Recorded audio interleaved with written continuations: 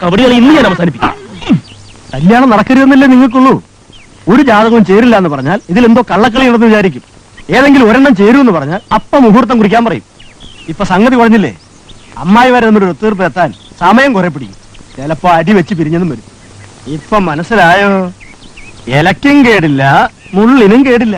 അയ്യോ കുറുപ്പമാവൻ, വളരെ സന്തോഷം. അവന്റെ ഈ ഏലത്തൊന്ന് ശരിയായി രാത്രി കിടക്കുമ്പോ ദുശ്ചിന്തകൾ ഇവനെ. ശരി വരട്ടെ.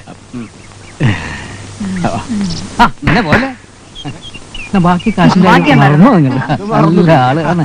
ഞാൻ അന്ന് തരാൻ ഉദ്ദേശിച്ച പൈസ ഇതിലും കൂടുതൽ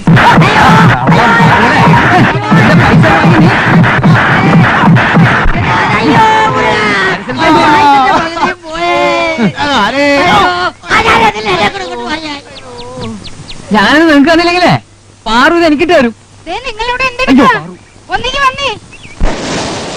തീരുമാനം 3 അമ്മായിമാർക്കും വിട്ട സ്ഥിതിക്ക് ഇനിയിപ്പോ അവര് തമ്മിലാവും മഴക്കും ബഹളവും. ഏതായാലും നമ്മൾ മനസ്സിൽ കണ്ടപ്പോ ആ ജോലിസർ മാനത്ത് കണ്ടു. ഞാൻ കാരണം തറവാടിന്റെ ഐക്യവും സമാധാനവും തകരുമെന്ന എന്റെ പേടി. ഇനിയിപ്പോ മുത്തശ്ശി ഞങ്ങൾ ഒരു തീരുമാനം എടുത്താലോ? അറ്റ കൈക്ക് പറ്റില്ല എന്ന് പറയണം. ഫസ്റ്റ് ബുദ്ധി. മുത്തശ്ശി എതിർത്തൊരു വിവാഹം കഴിച്ചതിനാ ശങ്കരൻകുട്ടി ചിറ്റപ്പനെ തറവാട്ടി കയറ്റാത്തത്. എന്നിട്ട് എന്താ അങ്ങേര് ജീവിക്കുന്നില്ലേ? അങ്ങേരുടെ ചങ്കൂറ്റം പോലും നിനക്കില്ലാതെ പോയല്ലോടാ. ഇല്ലാഞ്ഞിട്ടല്ല, കുഞ്ഞിലെ അച്ഛനും അമ്മയും നഷ്ടപ്പെട്ട എന്നെ വളർത്തി ഈ നിലയിലാക്കിയത് മുത്തശ്ശിയാണ്. അവരെ വേദനിപ്പിക്കണ്ടെന്ന് കരുതിയിട്ട്. ഇതൊക്കെ നേരത്തെ ആലോചിക്കണമായിരുന്നു. നിന്റെ സ്ഥാനത്ത് ഞാനായിരുന്നെങ്കിൽ ഞാൻ ഈ 3 അമ്മായിമാരെ മറിച്ച് പറഞ്ഞിട്ട് ഞാൻ തിരിച്ചിങ്ങനെ പറഞ്ഞ് തിരിച്ചിട്ട് ഇങ്ങനെയൊക്കെ തന്നെ പറ്റുള്ളൂ. എടാ, പുറത്തു നിന്ന് നോക്കുമ്പോ എളുപ്പമാ, അകത്ത് വന്ന് കളിക്കുമ്പോഴേ എന്റെ പ്രയാസം മനസ്സിലാവും. നമ്മൾ ഏതായാലും കളിച്ചില്ലേ, ഇനി ജയിച്ചേ പറ്റൂ. എന്റെ മനസ്സിൽ ചില പ്ലാനൊക്കെ ഉണ്ട്. ഈ തറവാട്ടിലെ മൂത്ത മോള് ഞാനാ, ചെറുമക്കളിൽ മൂത്തവള് രാധികയും. ആ ചിന്തയെങ്കിലും സുമതിക്കുട്ടിക്കും പാറക്കുട്ടിക്കും വേണ്ടേ? അവരെ കുറ്റം പറഞ്ഞിട്ട് കാര്യമില്ല അമ്മായി. 3ാം തലമുറയിലെ ഒരേ ഒരു ആന്തരി. അവന്റെ പൊസിഷൻ, ശമ്പളം, ആരെ ഇങ്ങനൊരു ചെറുക്കനെ വേണ്ടാന്ന് വെക്കുക. പിന്നെ മുത്തശ്ശിയുടെ കാലശേഷം ഈ തറവാടും അവനാ. ഓ, ഞാൻ അതൊന്നും ഓർത്തിട്ടല്ല. രാധികയ്ക്ക് പണ്ടേ മനസ്സിൽ അങ്ങനെ ഒരു ആഗ്രഹം ഉണ്ടായിപ്പോയി, അതുകൊണ്ടാ. അങ്ങനെ വരട്ടെ. ഇതിനാണ് മനപ്പൊരുത്തം എന്ന് പറയുന്നത്. കൊച്ചുകൃഷ്ണന്റെ മനസ്സിൽ പിന്നെ എന്തുവാന്ന വിചാരം? ഹൃദയം ഇടിക്കുന്നത് പോലും രാധിക രാധിക എന്നല്ലേ? അവൻ എന്തെങ്കിലും പറഞ്ഞു? എന്തിനാ പറയുന്നത്? അവൻ താമസിക്കുന്ന മുറിയിലോട്ട് കയറി ചെന്നാ കാണാം ഈ വലിപ്പത്തിലൊരു ഫോട്ടോ. ആരുടെ? രാധികയുടെ. കാലത്ത് എഴുന്നേക്കുമ്പോ കണി കാണാനാണത്രേ. ചെറുപ്പം മുതലേ അവന്റെ മനസ്സിൽ രാധികയുടെ രൂപം, ഈ രൂപത്തൊട്ടിൽ അശോകചക്രം പതിക്കൂലേ, അതുപോലെ അങ്ങ് പതിഞ്ഞു പോയിന്ന്. എന്നാൽ അവനത് പറയാൻ മേലേ? അവന് നേരിട്ട് പറയാനുള്ള മടി കൊണ്ടല്ലേ എന്നെ അയച്ചത്. ഇത് കേട്ടില്ലേ? രണ്ടുപേരും പറയുന്നത് ഞാൻ കേൾക്കുന്നുണ്ട് ലക്ഷ്മി. അല്ല, അവർക്ക് അങ്ങനെ ഒരു ആഗ്രഹമുള്ള സ്ഥിതിക്ക് നമ്മൾ വേണം അത് നടത്തി കൊടുക്കാൻ. ഓ എന്ന് പറഞ്ഞാ പോരാ, അമ്മാവനും അമ്മായും കൂടെ വേണം അതിന് മുൻകൈ എടുക്കാൻ. മുൻകൈ എടുക്കണമെന്ന് പറഞ്ഞാൽ ഞാനൊരു കുഴപ്പം എടുക്കാനാ? നിങ്ങളൊന്നും മിണ്ടാതിരിക്കൂ. ഈ കാര്യത്തിൽ എനിക്കൊരല്പം നിർബന്ധബുദ്ധി ഉണ്ടെന്ന് തന്നെ കൂട്ടിക്കൊള്ളൂ. ഈ വീറും വാശി മനസ്സിലുണ്ടെങ്കിൽ പിന്നെ പ്രശ്നമേ ഇല്ല. കൊച്ചുകൃഷ്ണനും കാർത്തികയും തമ്മിലുള്ള വിവാഹമേ നടക്കൂ. അവന്റെ മനസ്സിലിരിപ്പു അതാ. എപ്പോഴും കാർത്തിക കാർത്തിക എന്നൊരു വിചാരമേ അവനുള്ളൂ. എന്താ കാര്യം? അവളല്ലേ ഈ കൂട്ടത്തിൽ സുന്ദരി. നിങ്ങളിത് കേൾക്കുന്നില്ലേ? എന്തുമാത്രം മഞ്ഞപ്പൊടിയും പയറുപൊടിയും പിന്നെന്താ ഒരു സാധനം, പയറാൻ ലൗലി, അതും കൂടെ അരച്ച് കുഴച്ച് തേച്ചിട്ടാ ഈ പരുവ് എത്തിച്ചെന്നറിയോ? അല്ലെങ്കിലും അവൾ എന്നെ പോലെയാ.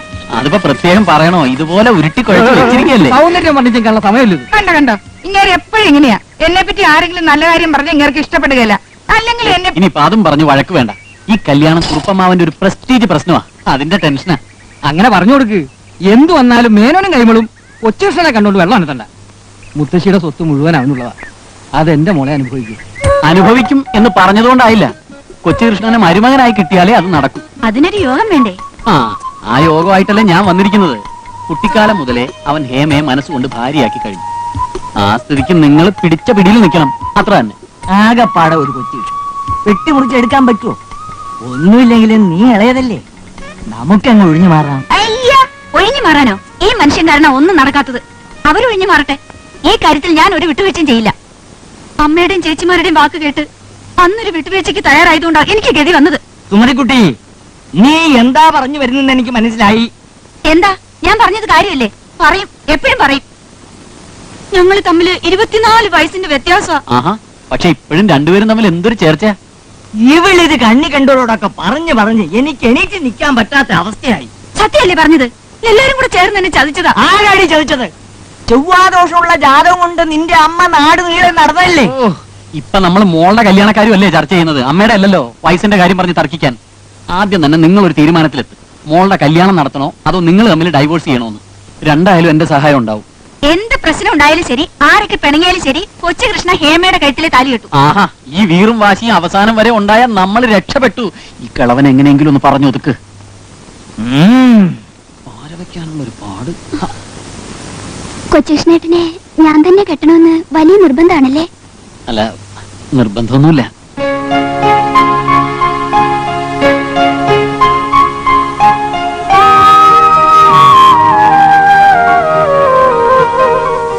കൊച്ചുകൃഷ്ണ, ഒന്ന് എന്റെ തലയിലായ.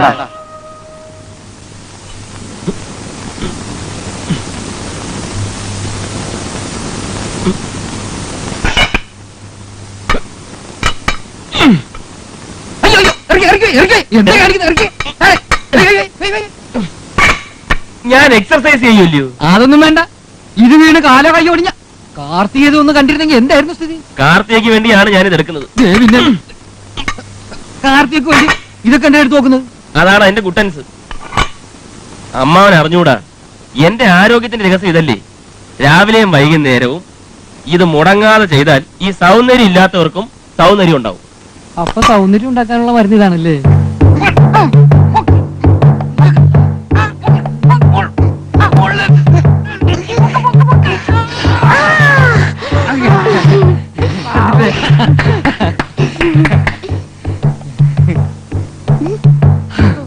നീ നോക്കിക്കോ, എന്റെ മോളുടെ സൗന്ദര്യം ഞാൻ ഇങ്ങനെ കേടഞ്ഞെടുക്കും. ഏമയും രാധയും ഇത് കണ്ട് അങ്ങോട്ട് അസൂയപ്പെടട്ടെ. ഇങ്ങനെയാണ് സൗന്ദര്യം ഉണ്ടാക്കുന്ന രഹസ്യം. എന്റെ പൊന്നു മോൾ ആരോടും പറഞ്ഞേക്കല്ലേ. നിങ്ങൾ ഇത്രയൊക്കെ അറിഞ്ഞു വെച്ചിട്ടും എന്നോടൊരു വാക്ക് ഇതുവരെ പറഞ്ഞല്ലോ. പിന്നെ ഇക്കാര്യം നിന്നോട് പറയാത്ത കുഴപ്പമുള്ളൂ. നിനക്കും കൂടെ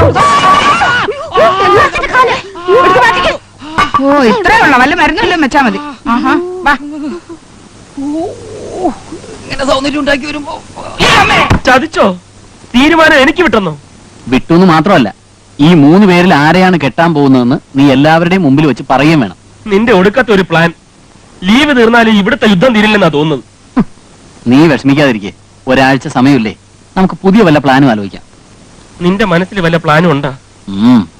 സാഹചര്യങ്ങൾക്കനുസരിച്ച് തന്ത്രങ്ങൾ വന്ന് വീഴും. ഇവന്റെ തന്ത്രങ്ങൾ വെച്ച് ഇനി മുന്നോട്ട് പോണോ? ഒന്നുകൂടെ നോക്കാം.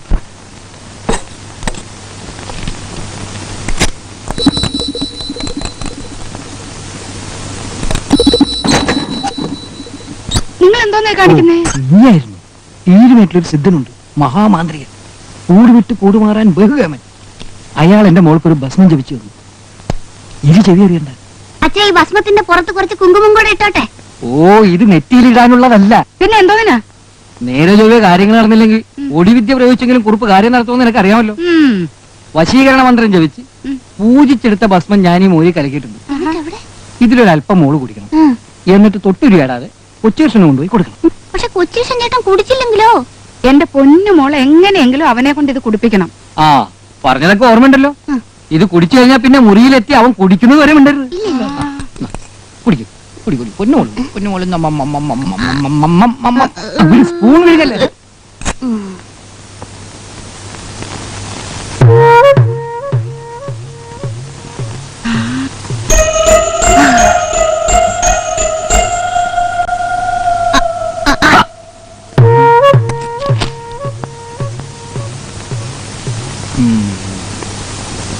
അവന്റെ വയറ്റിലോട്ട് നിന്ന് ചെന്നോട്ടെ, പിന്നെ നമുക്ക് കാണാം രാധയും കൃഷ്ണനും പോലെ അവർ ഈ തറവാട്ടിന് ചുറ്റും കളിച്ച് ചിരിച്ച് നടക്കുന്നത്. ഇനി അല്പം നമുക്ക് കുടിക്കാം. നിക്ക്. അപ്പോഴേ ഇപ്പത്തെ 2 പേര് ജാഥയായിട്ട് കൊണ്ട് കൊടുത്തേ ഉള്ളൂ. എല്ലാം കൂടി കുടിച്ചാൽ ചെറുക്കന്റെ കുടല് പഴുത്തു പോകും. ഭയങ്കര ദാഹം. കുറച്ച് ഞാനേ.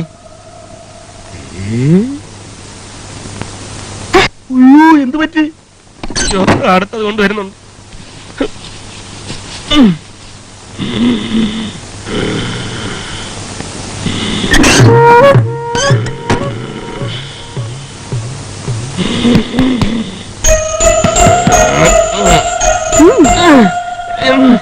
വേണ്ട, എനിക്ക് വേണ്ട, വേണ്ടാത്തോണ്ടാ. അയ്യോ എനിക്ക് വേണ്ട. അയ്യോ വേണ്ടാത്തോണ്ടാ, സ്നേഹമില്ലാഞ്ഞിട്ടല്ല. അയ്യോ വേണ്ടാത്തോണ്ടാ. കുടിക്കാം കുടിക്കാം കുടിക്കാം. ഓ രാവിലെ തുടങ്ങിയ ഒടുക്കത്തെ കുടിപ്പിക്കലാ. ഞാൻ കുടിക്കട്ടെ. സുമാരി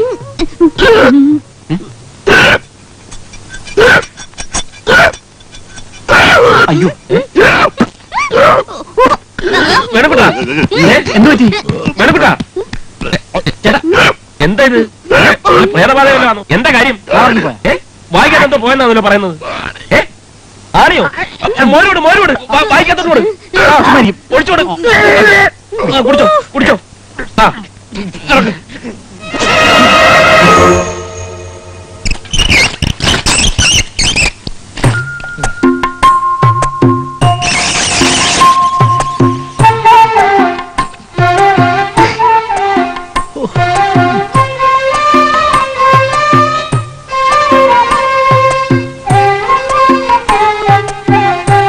എന്റെ മുത്തപ്പ, ഞാൻ എന്തായി കാണുന്നേ?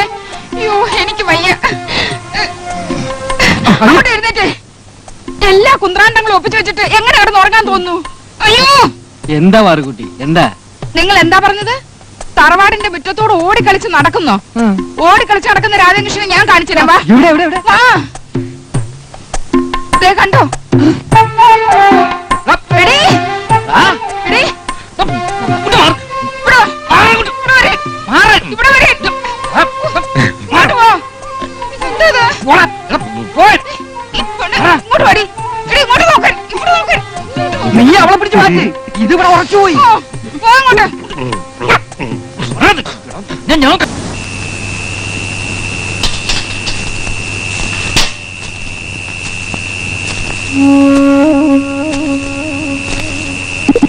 അമ്പട വേണുക്കുട്ടാ, നിന്റെ കാലി എന്തല്ലോ ഓടിക്കും. ആഹാ എന്റെ മോളെ നിന്ന്